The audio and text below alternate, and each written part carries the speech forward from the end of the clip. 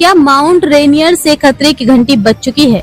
300 से ज्यादा भूकंपों ने बढ़ाई चिंता। अमेरिका के वॉशिंगटन राज्य में स्थित माउंट रेनियर ज्वालामुखी में हाल ही में भूकंपों की बाढ़ आ गई है। अमेरिकी भूगर्भीय सर्वेक्षण USGS और Pacific Northwest seismic network PNSN के अनुसार 8 जुलाई 2025 से इस इलाके में 334 से अधिक भूकंप दर्ज किए जा चुके हैं। वैज्ञानिकों का कहना है कि ये 2009 के बाद से माउंट रेनियर में दर्ज की गई सबसे बड़ी भूकंपीय गतिविधि है। हालांकि ज्यादातर झटके बेहद छोटे थे और लोगों ने उन्हें महसूस भी नहीं किया, लेकिन इस असामान्य गतिविधि ने वैज्ञानिकों को सतर्क कर दिया है। भूकंप की बढ़ती संख्या क्यों है चिंताजनक? PNSN और कैस्केड्स ज्वालामुखी वेधशाला के अनुसार माउंट रेनियर में सामान्य तौर पर साल में 1-2 बार हल्के भूकंप आते हैं, लेकिन इस बार भूकंपों की संख्या तेजी से बढ़ी है। इन झटकों में से अब तक का सबसे बड़ा भूकंप 8 जुलाई को आया, जिसकी तीव्रता 2.3 दर्ज की गई। होली वीस रेसिन जो PNSN की जन सूचना अधिकारी है, उन्होंने कहा कि ये भूकंप मेग्मा के ऊपर मौजूद पानी की हलचल से जुड़े हो सकते हैं। वैज्ञानिकों ने ये भी स्पष्ट किया कि फिलहाल ज्वालामुखी में कोई विस्फोटक गतिविधि नहीं हो रही है।